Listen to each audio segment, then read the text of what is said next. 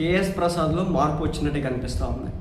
ఎందుకంటే ఇటీవల ఒక వెబ్ ఛానల్కి, యూట్యూబ్ ఛానల్కి ఇచ్చినటువంటి ఇంటర్వ్యూలో మావిగన్ మీద చేసినటువంటి కామెంట్స్ తర్వాత వైసీపీ క్యాడర్ దగ్గర నుంచి, నాయకత్వం దగ్గర నుంచి, ఆయన వెళ్ళేటటువంటి ఛానల్ దగ్గర నుంచి ఆయనకి గట్టిగా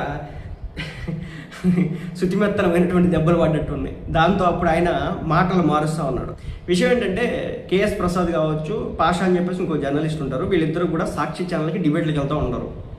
వీళ్ళు అక్కడ జగన్ గారి గురించి, జగన్ గారు చేసిన గొప్ప పనుల గురించి, జగన్ గారి ఔన్నత్యం గురించి, ఆయన సేవా కార్యక్రమాల గురించి, అసలు ఇది వాట్ నాట్ ఇది కాదు, ప్రతి దాంట్లో కూడా జగన్ అనే విధంగా చాలా గొప్పగా విశదీకరిస్తూ వాళ్ళ మనసు మొత్తాన్ని కూడా పరిచిపెట్టి మరీ జగన్మోహన్ రెడ్డి గారిని చాలా చక్కగా ఆవిష్కరించే ప్రయత్నం చేస్తారు ఈ మహానుభావులు. అయితే ఇటీవల ఒక దెబ్బ తగిలింది మావిగన్. ఈ మావిగన్ జనమంతా కూడా నవ్వుకున్నారు. జనం యొక్క పల్స్ని పట్టుకొని వీళ్ళు కూడా ఇది కరెక్ట్గా